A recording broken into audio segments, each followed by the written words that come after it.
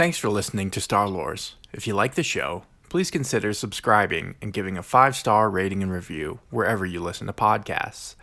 You can also help us make more great content by becoming a patron at www.patreon.com.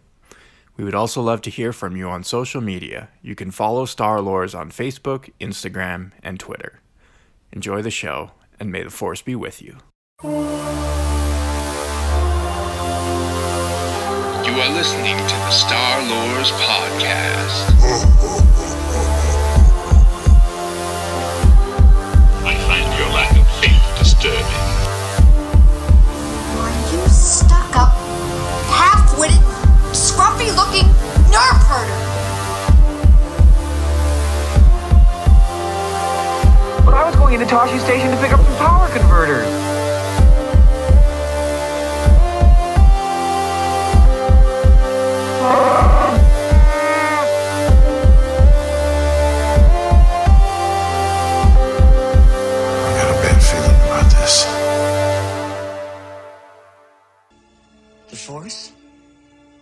The Force is what gives the Jedi his power. It's an energy field created by all living things. It surrounds us and penetrates us. It binds the galaxy together. Maybe the single hardest topic surrounding the Star Wars galaxy. The Force is one of the fundamental pillars of the mythos. The Force is an etheric gestalt energy that constitutes all living things. It sometimes is described as a consciousness with a will, the will of the Force, and a spiritual destiny for individuals. This Force personification is viewed as a universal conscience that absorbs the essence of all living things.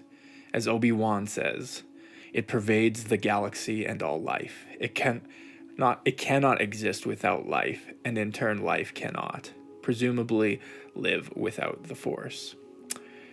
The two are inextricably linked. So just to break it down a little bit, we'll look at the aspects of the Force. In order to understand the cosmic complexity of the Force, scholars have attempted to study it as 4 subcategories, or aspects, at least within Orthodox Jedi philosophy. The first one that we'll get into is the living Force. The living Force was the concept of the Force as it pertains to its connection through all life. It describes the connection shared by all living things. It comprised both the dark and light side and emphasized mindfulness of actions in the present and how it relates to future consequences, and living in the present. Study of the living Force allowed some Force sensitives to retain their consciousness after death and return as a Force ghost. What are Force sensitives? They're simply individuals or species that are greater instinctive ability to sense or use the Force. While the Force pervades all life, not all life is actively able to sense or use the Force, and there are varying degrees of sensitivity, which will be explored in depth in a little bit. They can also be called Force users, and if they follow a particular philosophy of the Force, they may be identified as Jedi, Sith, or something else. The next aspect of the Force is the unifying Force. Describe the Force within space and time and all physical bodies from stars and planets to atoms. It is described as having neither light nor dark, instead being a unified whole, with light and dark being only interpretations of the Force as a whole. The unifying Force is focused on the future. Precognition and prophecy often become abilities and priorities for those with this understanding. Those who believed in the unifying Force saw the Force as a whole and did not believe in the light or dark dichotomy, but instead believed that the Force was a neutral entity and it was the user who was responsible for their actions. Then, the cosmic Force. The cosmic Force is the unifying gestalt energy of the Force. It is the locus of power and is the wellspring of energy that flows into the other aspects of the Force. When life dies in the material plane, its essence, or Force energy, is returned back to the cosmic Force, and the living entity's consciousness becomes one with that of the universal galactic energy. This is where the term becoming one with the Force originates. Finally, we have the physical Force. and it simply describes how the Force interacts with the physical objects in tangible ways and is often expressed through abilities that a Force user might develop and techniques they can learn, such as using the Force to push objects or levitate them. The most common understanding of the Force was that of the duality that exists, that both adherents of the Jedi and the Sith believed, that of the light side and the dark side. According to this understanding, the light side is comprised of good emotions, hope, selflessness, honesty, compassion, and self-sacrifice, calmness, and detachment, while the dark side drew its power from selfishness, anger, fear, and hatred, raw emotion, and passion. Each side of the Force also had a set of abilities that could only be used when tapping into the light or the dark. This duality was not the only view of the Force, as other belief systems that put more stock in the unifying force, such as Grey Jedi and the Potentium, believes that there is no part of the Force that was inherently good or evil, and it was the intent of the user that determined the actions, good or evil. I've been wondering, what are midichlorians? Midichlorians are a microscopic life form that resides within all living cells. They live inside me. Inside your cells, yes. And we are symbionts with them. Symbionts? Life forms living together for mutual advantage. Without the midichlorians, life could not exist, and we would have no knowledge of the Force. They continually speak to us, telling us the will of the Force. Although there is a heavy spiritual mystical conceptualization of the Force, there's also a scientific component as well. Midichlorians were microscopic organisms that lived symbiotically with cells of all living things and were intelligent and acted as a means to channel Force energy, communicating with their host. The more midichlorians an individual had within their cells, the more sensitive they were to the Force and able to manipulate it more easily. The Jedi Order could measure the potential of a Force sensitive by the number of midichlorians in a potential candidate's bloodstream. Counts would vary from individual to individual and race to race, with some races having naturally stronger connections to the Force than others.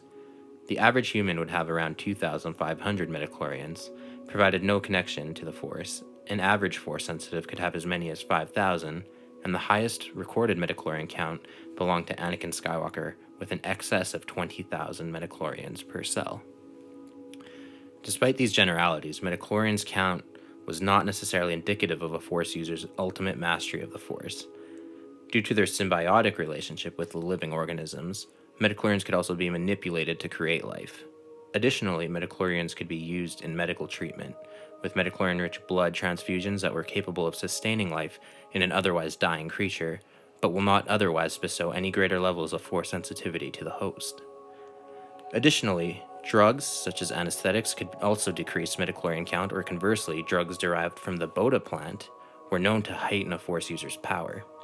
Despite biological markers and empirical analysis through midichlorians, no definitive conclusions were made between the tangible scientific elements and the metaphysical properties of the Force, with only correlating evidence and not causal to explain midichlorian count and Force sensitivity. During the waning years of the Jedi Order, the scientific study of the Force became taboo due to the increasingly invasive attempts to unlocking the biological component of the Force, and a greater emphasis was brought back towards the spiritual aspects. As the Jedi discovered the Force could not be constrained to strict biological explanations, and a strong spiritual component remained a vital part in understanding and communing with it as an entity. Techniques including meditation, practicing mindfulness, and the Force's ability to manifest itself independent of a practitioner. The Force is strong in my family. My father has it. I have it. My sister has it.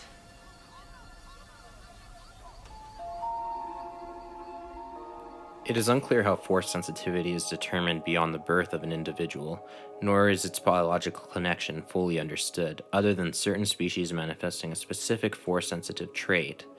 Some theorize that it can be inherited as a genetic trait, and there have existed families with strong ties to the Force, including the Skywalker family or the Katarn family, or other passive racial traits like those exhibited by the Torguta or the Rakata.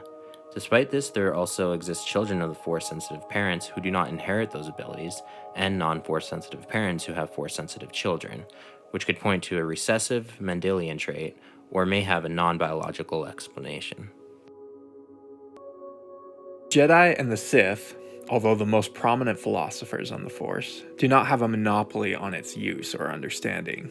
Because of the mystical properties of the Force, and Force sensitives' ability to naturally detect its presence, a number of religious interpretations unique to certain groups and races had appeared around the galaxy, or cultish offshoots of mainstream Jedi and Sith teachings, such as the Witches of Dathomir, or non-religious affiliated Force users such as the Imperial Knights, all of which, in the interest of time and depth, will have to be explored in future episodes. As previously mentioned, individuals or species that are able to sense and or manipulate the Force are known as Force sensitives or Force users. They can be affiliated with philosophies like the Jedi or Sith, but are not synonymous with them and may not even know from where their particular powers originate. While Force sensitivity is an inherent trait and can sometimes be latent in an individual, no known examples exist of a non-Force sensitive person becoming Force sensitive later in life, nor have any examples of artificial means to infuse an individual with Force powers have ever been documented. Despite the sensitivity and power levels vary with abilities being unlocked with training, and artificial means have been known to enhance an individual's pre-existing Force ability by scientific, chemical, or simply physical Force-saturated regions within the galaxy. There have been a number of Force-sensitive individuals who have had unique or extraordinary, powerful connections to the Force, either naturally or through some deeper understanding. It is difficult to rank Force users, but a brief list of exceptionally talented individuals or having a unique relationship with the Force throughout Star Wars history, whether by training, natural talent, or both, would include the likes of Anakin Skywalker, who was known to have the highest midichlorian count discovered by the Jedi Order, and was exceptionally gifted with the Force. His son, Luke Skywalker, Yoda, and Darth Revan were also uniquely gifted, along with ancient Jedi and Sith such as Nomi Sunrider or Exar Kun.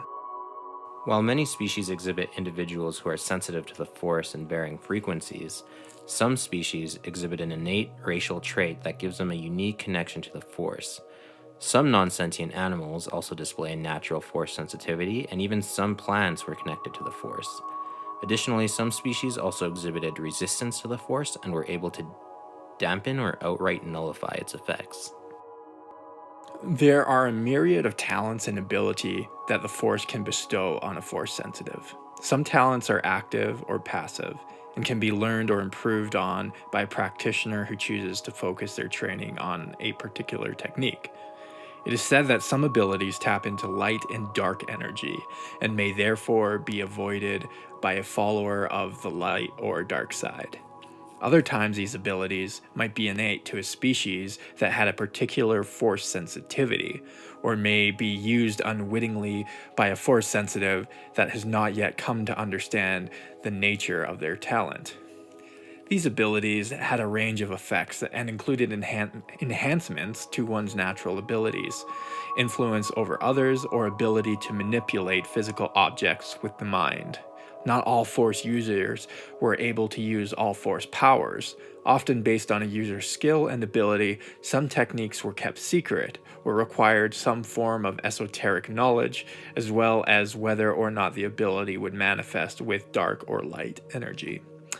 Such abilities included, but are no means limited to, telekinesis, the ability to influence thoughts of others, the ability to jump or fall great distances without harm, or discharge lightning from the body.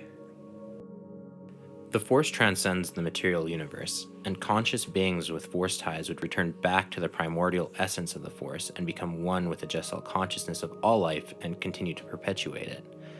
This understanding is what is meant when the phrase becoming one with the Force is used to describe the passage of death.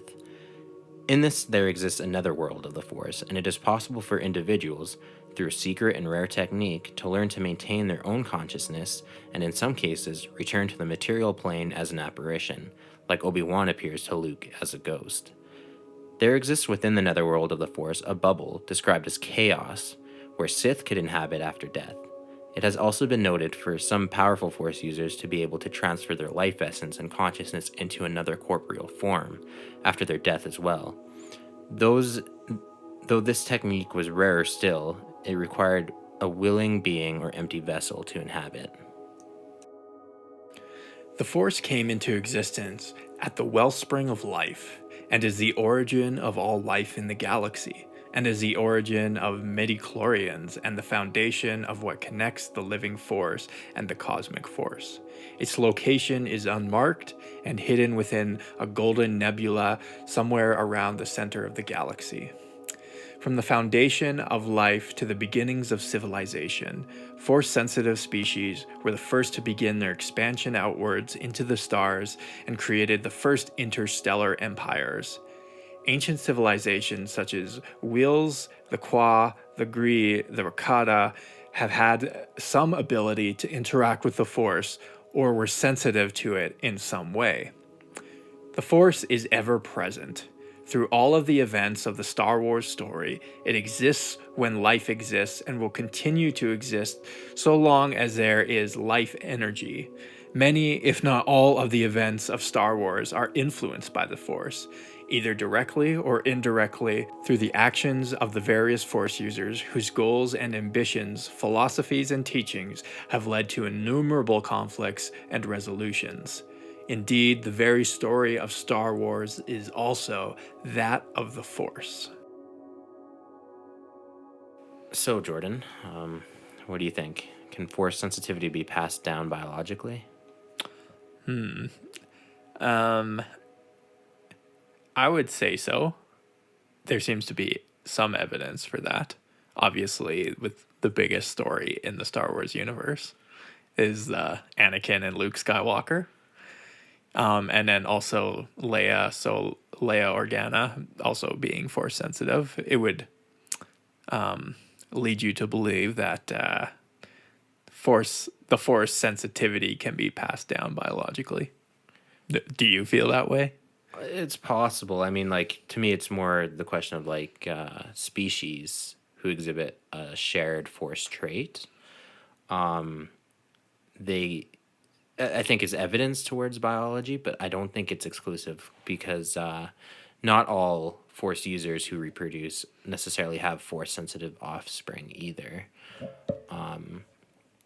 And sometimes it's almost like, I guess it could point to genetics being like a random mutation, for example, if it's biologically linked, where, you know, you could have two non-Force sensitive parents who do end up with a Force sensitive child. Maybe it was a Mendelian trait that's recessive, so it won't express itself until, both. Yeah, that's what I would think, is that it would kind of work how our own genetic traits, like some are passed down and then some are kind of, and some can even be activated environmentally too. Like you that one, there's no evidence. Well, it's possible. There are evidence of latent Force users, but there's no evidence of a non-Force user becoming a Force user.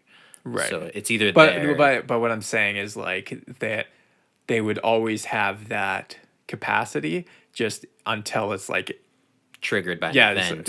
Sort of triggered, so to speak. Like Luke Skywalker first using the Force. Like he didn't even really know what the Force was. I suppose that's true. There's no evidence of him like levitating things by accident. On Tatooine and then discovering later on. Yeah, whereas with like Anakin, when he was a kid, he exhibited like some Force potential because he could like pod race, right? Yeah. Like he could do it very naturally when no other kid could do that, right? Yeah, like no other human. Yeah, no other human, right? No other precisely. Human yeah. So whereas like it seemed like Luke Skywalker, it had to be like more triggered, whereas like Anakin just could naturally do it. Yeah, that's true. Although the story of Anakin is exceptional compared to most. Yes, that's true. And going back kind of the species thing, races like the Iktachi, some like Jedi Master CC-10, the guys with the big horns on either side of their head, they're known to have precognition, and it's odd because it's like a racial trait, so they all have it, but it's closely linked to their planet. Now, nothing indicates whether or not that ability is even Force related, or it could be something else. Personally, I find any kind of, I guess, supernatural elements to Star Wars 99% of the time will return back to being Force related. Right. So I'm going to go ahead and assume, unless otherwise proven, that it might be linked to the Force, but it is also somehow linked to their planet. And the farther away from their planet they are, the weaker that ability becomes. Yeah. They also have telepathy as well. Again, it could be a natural thing to do with their genetics or biology that's not Force related, but Like, what's the extent of their precognition? I don't know if it's ever really clarified. Is it like they feel an impending doom, or is like they can like literally see Predict the events. the Death Star being built in 30 years? Yeah, I honestly don't know what the extent of their abilities are or like how it's quantified. Yeah. And again, like we don't know if it's Force related, but yeah, that's what I have for them. Mm-hmm. The Togruta, as I mentioned also in the episode, they in general have an affinity for the Force. That's not clear whether they all had it, but it also kind of points to like the midichlorian connection. They're known to have less than the normal number of midichlorians, but as a whole, they're known to have more Force users. So I don't know if it means all of them or it just means there are more frequencies or instances of individuals who have Force abilities.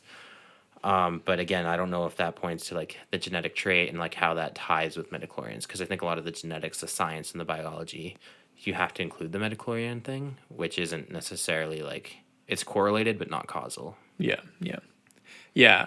I think like for me, probably the biggest evidence towards like that there is a genetic component to the Force. Well, like you said, there are some species that are just all seem to have a particular ability, but I think like the big one is the Sith, and I'm not talking about Sith as a species. The Sith as a species, not the Dark Lord of the Sith, who are like it's more a philosophy. Yeah, than it is. like a religion of the Force. The Sith, which like existed, what was it, 4,000 years? I don't know the exact dates, but it was a long time before. A long time before the original trilogy. Yeah. So, and they have since gone extinct. Like, there's none that exist that we know of. No. I'm sure there are stories of some.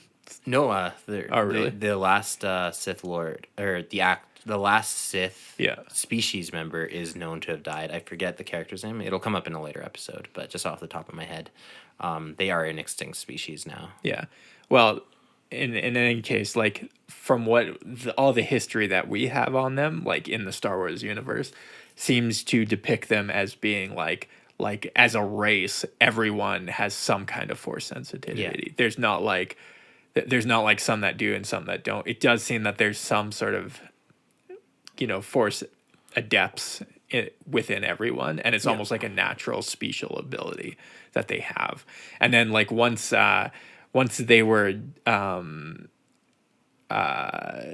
exiled by the Jedi, and at that point they started becoming very powerful with the Force, and they started like relying on the Force to almost as a weapon to use against the Jedi. So, and then that's kind of when the Dark Lord of the Sith, but that's a whole nother story. But it is like, to me, it sort of seems to lead that there is like a strong genetic component to the Force.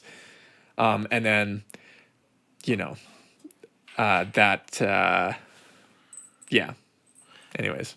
Yeah, no, two other things too that I guess that lend credence to that as well is the presence of plants and animals, non-sentient creatures that also are connected to the Force. Yes. So like, how can a plant, mutate so much that one is Force sensitive and another is not?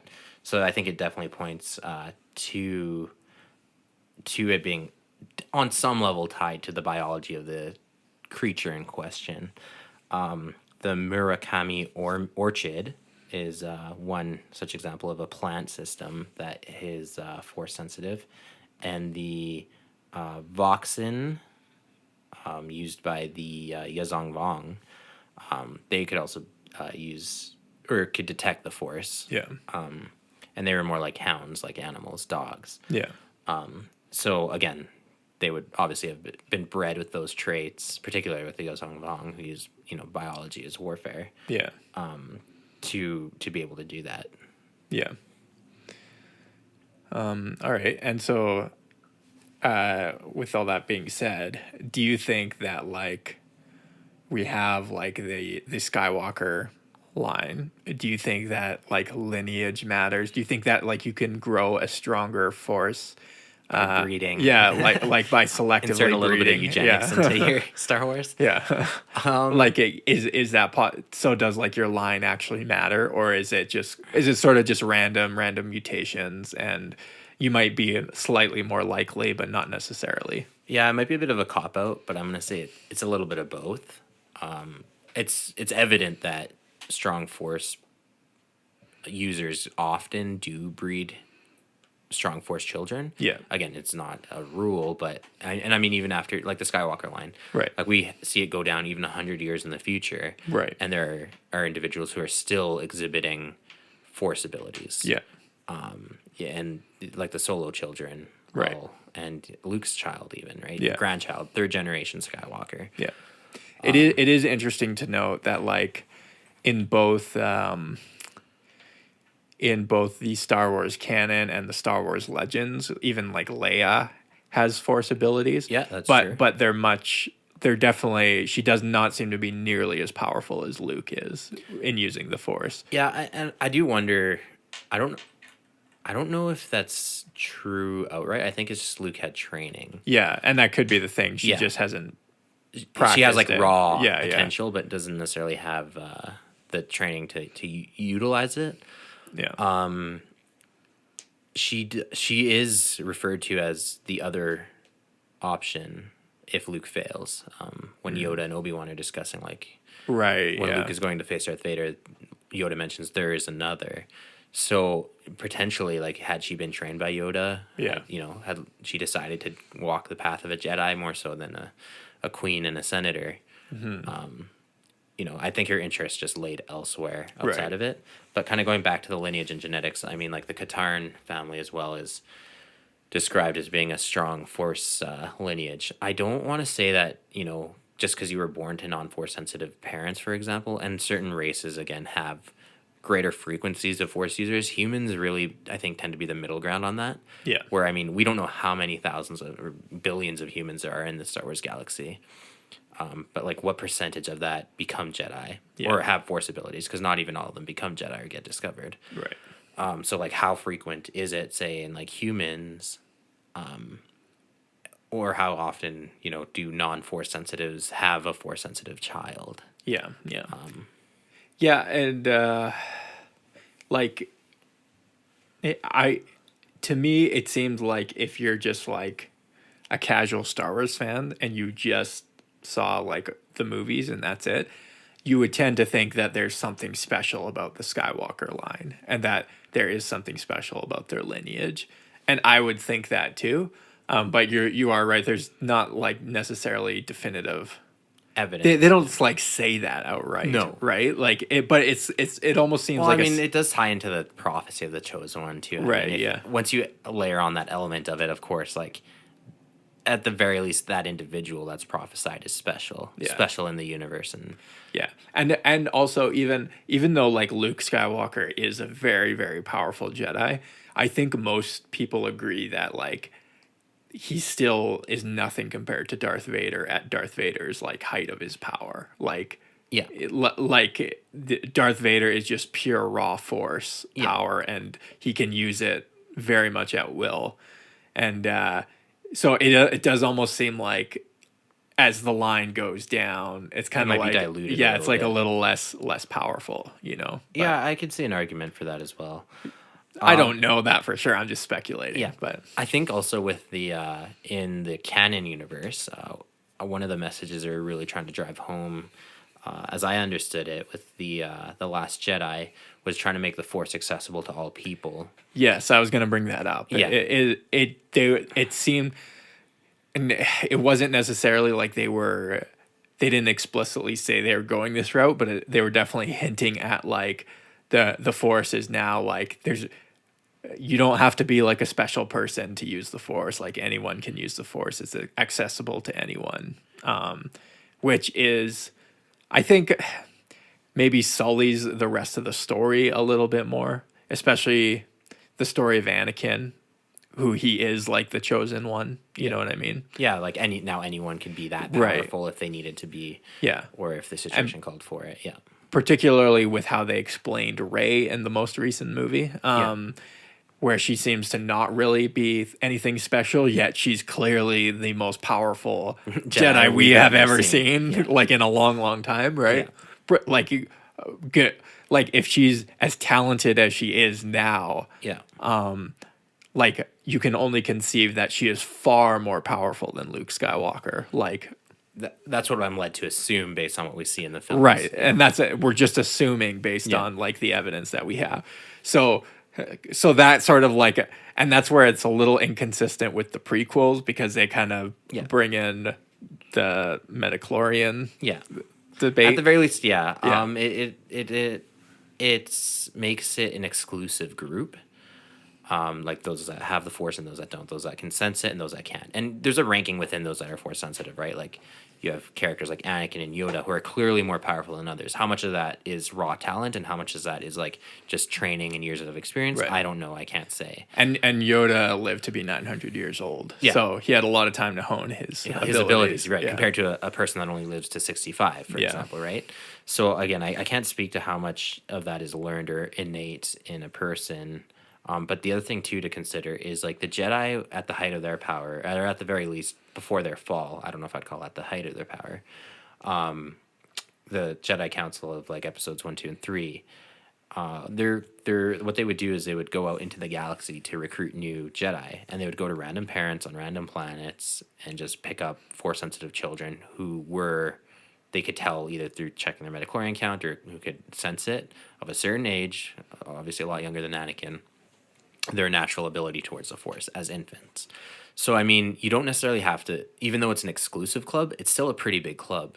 I mean, there were thousands of Jedi in Star Wars, and that doesn't even count those that weren't discovered, those that, you know, left the Order, those who were Sith, those, you know, the galaxy's a big place. So even though it might be an exclusive club, it's not that exclusive. Yeah. It's not like unheard of. No. Yeah. Yeah. Yeah, totally. So kind of going to the more metaphysical aspects of the Force, this is an interesting question. Do you think that the Force has a conscience or a will? You often hear characters in Star Wars talk about the will of the Force, describing it almost as like a personified being versus like the Gestalt consciousness that we know it to be. Do you think is it more of a God entity with a singular purpose and like a plan for the galaxy? Or could it be more just like a free-flowing entity that exists? Yeah, there does seem to be like a few different, even within the stories, there's like seems to be a few different interpretations. And maybe that's like the authors of these stories interpreting it different, or maybe it's like people just sort of adding character to the characters, like saying that like different people have different interpretations about the Force. There's definitely like, it seems like there's one aspect that kind of believes that like the Force is almost like, it's almost like matter, you know, that can be manipulated and used as a tool. It sounds like a lot like Sith teaching. Yeah, exactly. And that it's like the Force is kind of your weapon, or it has no will of its own, and you give it will, you give it a purpose. Yeah, precisely. And then you have the other people who are like, you know, the may the Force be with you types who like are personifying the Force. They're making the Force into something that is almost consciousness itself. And I, you know what, personally, I kind of like the idea that the Force is almost like a very abstract consciousness, but the problem is like, because it can't restrict itself from being used by like a dark side user, right? Or a light. It's almost like it has no. If it is a consciousness, it has nothing to say about the morality of how it's used. Yeah, it's not actively trying to stop the Sith. Right, or the light side, right? Like, so, but there are definitely stories that do treat it almost as if it's like, It has a purpose, even with things Yeah. like a prophecy, right? For the yeah, chosen yeah, one, giving exactly. balance and things like Yeah, that. exactly. It kind of implies that there's a greater plan for the Yeah. galaxy. The other thing too that I guess adds an interesting moral layer, like you said, when people a lot of the good guys often say, "May the Force be with you." Yeah. I guess you could just justify that just as much as saying like, "May the Force be with you" when you're speaking to Imperials and Darth Vader. Yeah. Because Darth Vader uses the Force as well, right? Yeah. So, without the Force being an actively good, participant in the galaxy and more of like a free-flowing consciousness. Yeah. Like you're just as justified as saying, "May the Force be with Darth Vader." May the Force be with everyone, right? Yeah, yeah, Because yeah. it doesn't matter whether or not they're characterized as being good or bad or Yeah. light or dark. Totally. Yeah. Yeah. I think that's true. So, just as a final thought, then, and a lot of fans may or may not have an opinion on this, but Metachlorians were introduced to the wider audience in Episode 1. However, George Lucas apparently wrote them in his original drafts for Star Wars. So it's not fair to say necessarily that it's a new concept, but it's new to the audiences. But do you think that Metachlorians ruin the Force? Well, and I'll probably say this a lot during the podcast, but I first saw Episode 1 and I was probably 10 or 11. So in my mind, it was a really cool movie. Yeah. And so, like, after that first impression, it's hard for me to, like, I can watch it now and definitely see the glaring flaws in the film. Yeah. But it's hard for me to, like, even some of those concepts, I thought that was a cool concept back then when I was, like, a kid, was like, oh, Metachlorians, like. Yeah. That that's- explains everything. Yeah, it explains everything. Especially a complex idea for a child to Totally. understand. Yeah. So I'm not, I get that it does, it is sort of it takes away from like the mysticism that the Force was, kind of, especially in the original I trilogy. think that's the biggest complaint most fans have, is it Yeah. ruins a bit of the spiritual component Totally. to it and tries to give it a scientific grounding. Yeah. And that's definitely my argument against Metachlorians, is that it was this out of left field kind of need to explain. Like we knew through Obi-Wan and Yoda what the Force was. We knew how it operated. Yeah. We didn't need a scientific explanation Right. for it. And it did kind of like, it's almost like the Wizard of Oz, and you kind of pull back the curtain, and you're kind of like, you were in awe of the wizard when he was this big floating head, but now he's just Yeah. oh, it's just science, right? Yeah. That being said, with the later lore that came out through books and things, they did try to backpedal a little bit off Metachlorians, and that's why you see a lot of stuff where like, well, Metachlorians don't necessarily determine how strong someone is with the Force. They say it's correlated, but it's not caused. Right. So sure, a being might have a higher Metachlorian count than another. It could be indicative that they're stronger with the Force. In like 99% cases or whatever number of cases, it is true. Yeah. But it's not exclusively true. It's almost like the best way to understand it is almost like say IQ scores, right? Like in our own world, like if you have a very high IQ, you're probably going to be likelier to be an engineer or a doctor or something. Yeah. But not necessarily. You could still be a bum. Yeah, with a high IQ. You can still Be unproductive. Yeah, be lazy and just not go anywhere. Yeah, not actually utilize that IQ, it's not like a given that just because you have IQ, like a high IQ, that you're going to be successful, right? And it's not a given that just because you don't have a high IQ that you're not going to be that you won't be there. Yeah. Yeah, but maybe it almost seems like that's the best way for me to understand it. Like otherwise you can otherwise it's almost then why have Metachlorians at all if they don't really have anything to do. Purpose. Yeah. Well, an interesting species again is the Togruta. I didn't mention this, but Jedi Masters like Shaak Ti and Anakin's Padawan Ahsoka Tano are that species. They, like I mentioned, are known to have like very high numbers of Force sensitives, but are also known to not have very high numbers of Metachlorian counts compared to other species as well. So like you have a whole race that kind of breaks the logic of the midichlorian. Yeah. Right? Yeah, totally. To me, I wish it wasn't a thing. I don't think it's really necessary for the Star Wars universe, but Yeah.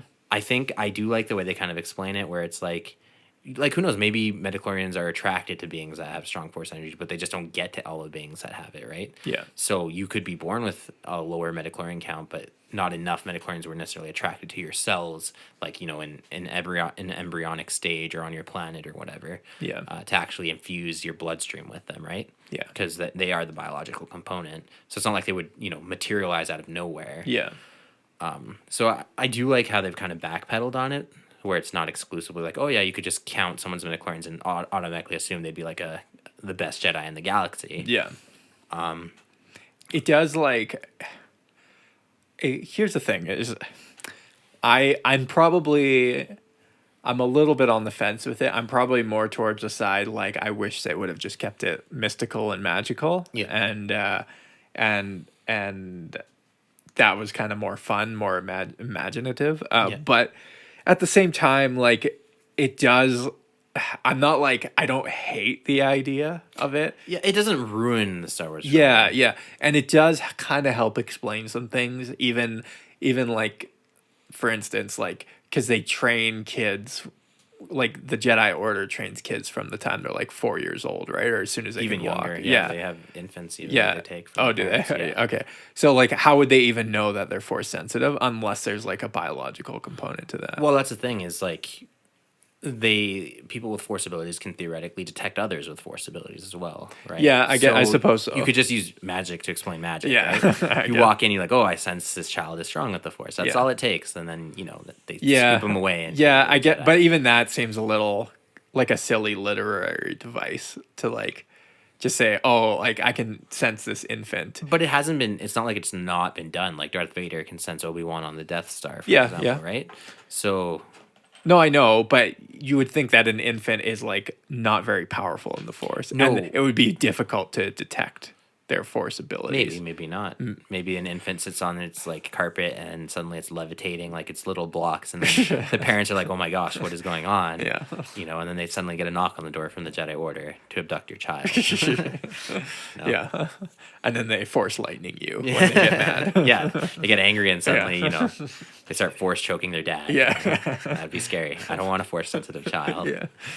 Yeah. No, I know. Like, I guess magic. That's it. Magic explains magic. Yeah. But I guess it just brings it maybe more into the realm of like logical. But it's not. Yeah, I don't hate the idea. I'd probably be okay without it though if it wasn't in existence. So I'm not like I know there's some people who just like very strong opinions. Yeah, on very this. very like heated about it. I'm just like, meh. It is what it is. All right. Yeah. Well, on that note, we'll close off here. Thanks for listening. If you guys have any opinions on what we just talked about, go ahead and drop us a line. If there's anything we got wrong or something you want to throw your 2 cents in, we're here to listen. We're here to talk. So just let us know what you think, especially on those questions at the end of the episode. Peace out. I find your lack of faith disturbing. Are you stuck up, half-witted, scruffy-looking nerf herder? But I was going into Toshi Station to pick up some power converters.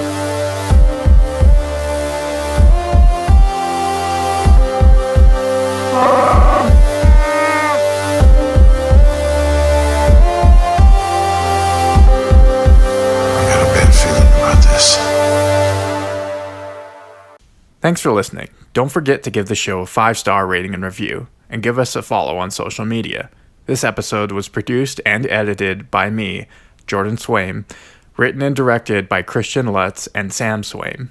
All original music was scored and recorded by my music project, Farewell to Shadowland.